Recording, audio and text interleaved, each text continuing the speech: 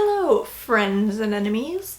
Not my normal intro, don't know why I said that. Hey guys, it's Shaylin, and I'm here today with another writing video, whether you are a friend or an enemy. I hope you enjoy this. I filmed a lot of videos today.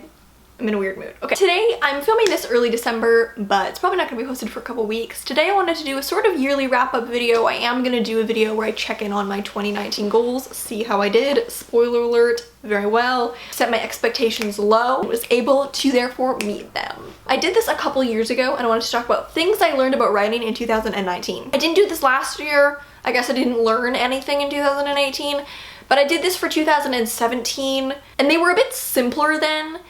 These are a bit more specific, I guess because I learned the basic things in 2017.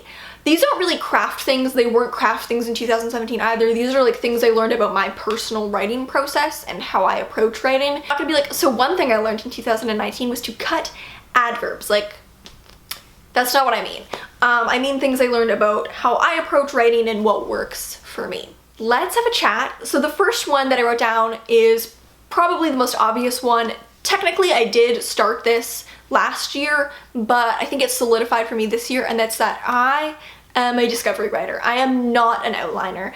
I made a video about this back at the end of 2018 when I had just started discovery writing a book for the first time in a long time. So discovery writing is writing without an outline. I had been an avid outliner for quite a while. It's something I stood by, and started discovery writing a book, and I just had this revelation that it was working so well for me. And the reason I had started writing the book without an outline was just because I was on deadline and I didn't have time to make an outline. And so I was like, I guess I'm gonna just start this and make the outline maybe 10,000 words in. And the 10,000 words were it was the most enjoyable novel writing process I had had in a long time. The quality was so much better. I especially noticed it very clearly this year because I was working on 2 books throughout the year, a rewrite of an old novel which was outlined and I was writing it from an outline, and my current work in progress, which is I'm discovery writing. Both the quality of the work coming from the outline was so much lower. I never felt like I could get into the scenes so fully, and I know that this is partly just like my brain, you know, like this isn't inherent, but whenever I write from an outline, I feel like I'm only writing to hit the next beat that's in that outline.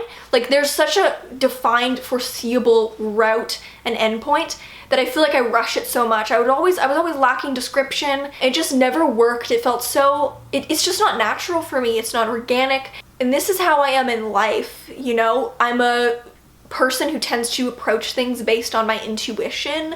Like I'll make a to-do list, but I'm not the kind of person who tends to go throughout life based primarily on set structure. I am a person who relies very heavily on my intuition, and getting back to that for my writing was great because when I compared the work that I wrote for my novel that I was discovery writing, the process was so much more enjoyable. I would feel so much more immersed in the writing, and the main difference for me is that it feels like writing from an outline. It feels like recalling a scene, whereas discovery writing, it feels like living a scene. I think writing should be fun. If I didn't find it fun, I would not do it, and so I've really been enjoying this process. The second one is that I really enjoy writing poetry. So I did a video on this back in September.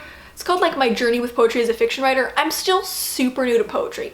I've only been writing it semi-consistently since May. I've been really enjoying it. You know, I'm new to it, but it's really fun to have something so new that I don't really have expectations for myself. Kind of like how I was talking about how I tend to be the type of person who approaches things very much based on like my gut and my intuition.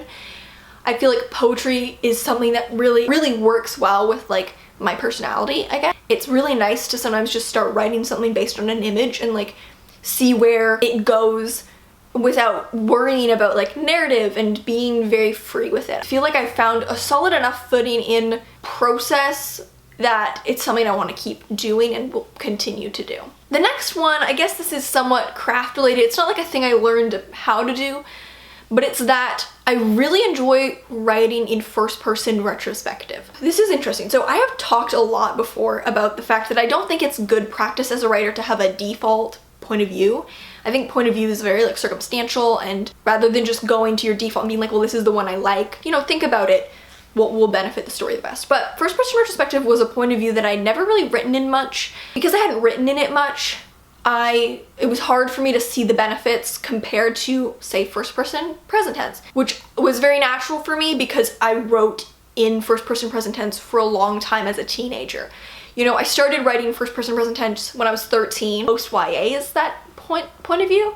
And then because I just did that for a couple books when I was, you know, very formative years, 13, 14, 15, it just continued to be something very natural for me. And the first time I ever tried to write in first person retrospective, like, it was really hard for me. I really struggled with it. Having now been working on a novel that's first person past tense, it's something that I've really been enjoying writing in. And it's not to say that I think it's my, like, default, because I don't think that's good to have a default, but I do think it's something that complements my style of writing really well. It's something that works really well for a lot of the stories that I want to tell. And it's something I've been using a lot. I've been using it in short stories a lot and really enjoying it. The next one is that I really am a multi-project writer. And I guess I did know this before, but this is something I really realized by my process, is that I really like to work on multiple things at a time. And I don't think this necessarily means 2 novels. Like, I've done the drafting 2 novels thing. It's difficult. What happens for me when I'm working on a long project is I start to get kind of like cabin fever. It's kind of weird. It's kind of dumb. But I noticed it with Honey Vinegar a lot, where as I was working on it, at a certain point, I would lose track of everything. Not within the story, but almost like how to write. Like, I'd be working on it for a long enough period of time that I would feel like all my dialogue was really stale, and I was losing track of like how to describe things, and I was like, how do scenes work? And I felt like my writing was just getting dull and losing its liveliness, I guess. And that would happen to me every so often, and I found that the way to revive that was to like write a short story or to like take a break and work on my side novel. Spending a little time writing but in another world is more beneficial to me often than just taking a break. It's like it reminds me how to write because I have a totally new angle, a totally new project to look at things from. And just finishing something is like, okay, I finished something, I feel accomplished, and that gives me this sense of like just energy. So that's something that I've been finding really helpful, is that like just balancing between projects increases the quality of my project, which is really weird. The next one is that I know how to revise. And I say this because I always used to really dislike doing developmental edits. I've always kind of thought of developmental editing as my Achilles heel. I love first drafts, I love doing line edits, but I really don't like doing developmental edits. And in the past, I talked about how I dislike this part of the process, and the reason I dislike it is not because I don't want to do them, but it's because they would overwhelm me. And I would lose a lot of motivation just thinking about it, trying to approach it. It felt like just trying to juggle way too many things at once, like thinking about the book in such a global way. Even with short stories, sometimes it would take me a really long time to dive in and do big developmental edits. And this year I think I learned that, like, not how to do developmental edits, but like that I am capable of doing them. Like, it's not that hard for me. I've done a few major editing projects. I did a major editing pass on the first act of my novel. I've been revising short stories way faster than I used to, and I think I just learned that like this isn't a part of the process I have to be scared of. It's something I know how to do and I can just do it. And that's really nice because then I feel like I'm not always worried about causing problems, because I would always be scared of causing a problem and then having to deal with it later in part of the process that I'm not good at. And now it's like I feel more capable with that part of the process, which is really helpful because it is obviously a very important part of the process. The next thing I learned is a big 180 for me. Just like how I used to outline and that worked for me, word count goals also used to work for me. What I learned this year is that word count goals do not work for me. I do not work well from goals anymore. I used to work so well from goals. I still work well from goals, but bigger goals. So like, for example, I want to finish this revision by the end of the month. Not, I want to write 1,000 words a day. This used to work so well for me. I think it's just a change in my process. When I was younger, I would write from word count goals all the time. NaNoWriMo worked great for me. I wrote a book, 2 books, where I used daily word count goals. It worked so well for me. I felt very productive and it energized me. Now I've noticed that every single time I've set a word count goal, I feel like I'm just writing to hit the goal and not to live the scene in like a deeper way. I don't know, it's similar to how I feel about writing from an outline, where it just pulls me away from the actual experience of writing. This is again just a mental thing that I have, but I find that it makes me focus too much on this end point, which is writing this number of words, that I don't focus on what I'm doing, you know? Even writing goals like scene goals, like write a scene a day, I found don't really work for me, because then I'm just writing to finish that scene rather than take as much time as I need. If it takes 5 days, you know? It doesn't usually take me 5 days to write a scene, but like, for example, taking a step back from that has helped me a lot. The next one is one that I have alluded to a little bit throughout this video, and I talked about it a lot in my video on like reviving an old idea, and it's that I need to trust my intuition when it comes to my writing. I think I often get caught up in this idea that I have to know the purpose of everything and I have to know what everything means maybe before I do it. Feeling like I'm a bad writer, or I'm like a kind of like a fake writer if I'm like, I feel like I should do this weird thing or do this thing, but I don't really know why yet. And I kind of have learned that every time I trust my intuition and follow whatever weird whim it is that I have, it does end up clicking into place. I do end up understanding why it was there, and I do end up enjoying it and not regretting it. I often make better decisions when I just follow a whim than try to analyze everything too deeply. I almost think that when it comes to writing, a lot of the time my intuition is much better at making decisions for me than my conscious decision making. And I think that's because my intuition is like what the story came from. That's what the story came from, this intuitive feeling that I had about what the story would be. And it knows sometimes what the story needs to include or involve or be written in a certain way. And so I'm trying to not get caught up being too analytical about my writing before I've even written it. Like, there's a time for that, and it's in the editing phase. Then I can go back and be like, okay, what is this doing? And if I don't think it's doing anything, change it. For me, the way I write is, I guess this is another one, bonus one, is that I figure out what I am trying to do with a piece while I am writing it. It's part of why outlining is not working for me. I don't always know why everything is there. I don't always know what things represent symbolically. I usually don't know these things. I have to write it to figure that out. And that I'm very much the kind of person who the drafting process is me figuring out the inherent meaning of things, or like the inherent way that things work together and fit together in the story. Trying to figure that out beforehand does nothing for me. It doesn't make the writing better. It just kind of removes. I'm a more organic writer. I'm a person with a more organic process, and I really admire people who have very structured processes, because on one hand that sounds great and efficient, and like you must always know what you're doing, but I've tried to have a process like this, and a process that's more organic works better for me. So, to close this off, the last thing I learned about writing, and this is gonna sound harsh, is that I do not care. I care about writing, of course. I don't mean I don't care about writing. I care about writing so much.